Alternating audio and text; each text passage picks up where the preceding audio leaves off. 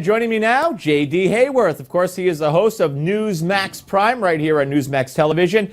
Weeknights at 8 p.m. Eastern, right after this show. So I know you keep it tuned here every night. Hello, J.D.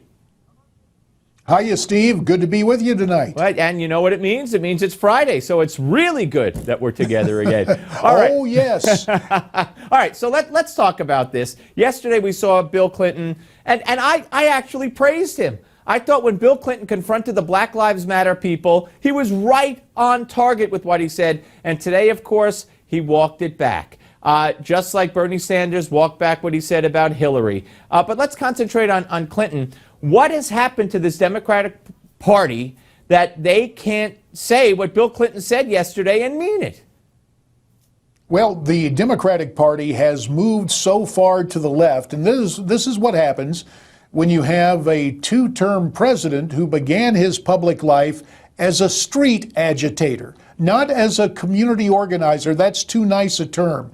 A street agitator who built his career in a Linskyite fashion, involved in grievance mongering. So you go from Bill Clinton, who 2 decades ago was lauded for his Sister Souljah moment, taking on that singer and some of her lyrics, to yesterday, where he can't even state the obvious about Black Lives Matter. He has to walk it back. And you see how the Democratic Party today is built upon racial divides and grievances played up in the tradition of the current president, who, of course, began his public career as a street agitator. Absolutely. And let's talk about a little bit Bernie Sanders backtracking. You know, Bernie Sanders, and look, he's doing well in his own right, but if Bernie Sanders really wanted to go after Hillary Clinton, he should go after her on the FBI investigation. He should go after her on the Clinton Foundation. He should hit her on things which are very fair to do,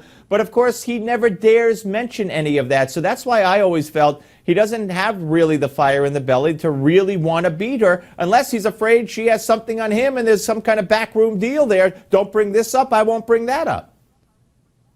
Well, beyond that disheveled appearance that Bernie has, there is a calculating mind.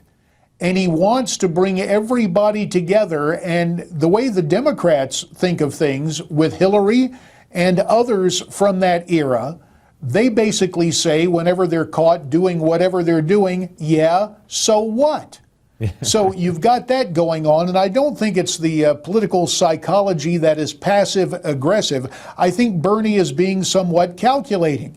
Then again, it may be we're seeing the real Bernie Sanders. You recall the infamous rally in Washington State when, again, radicals got up, I believe, from Black Lives Matter and took over the microphone. Yep. Donald Trump mentions it time and time again, and it's symptomatic of what we spoke about just a couple of minutes ago with Bill Clinton.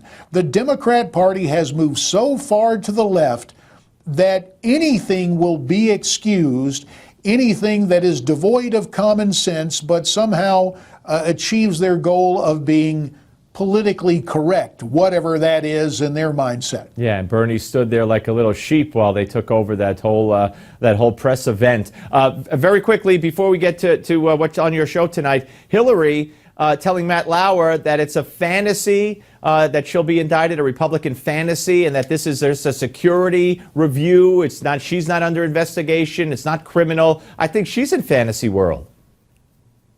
Well, she sits down, and really the fantasy merchant is Matt Lauer. Remember, he was the guy who was interviewing Mrs. Clinton when she came up with that great line about the vast right-wing conspiracy so many years ago.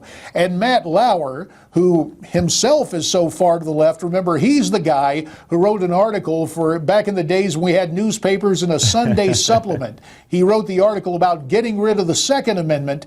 Apparently, he doesn't understand that's important to the First Amendment, so of course it's always tell it to Matt, and Hillary weaves this web of fantasy. You're right. All right, what's on the show tonight? We got 20 seconds, sir.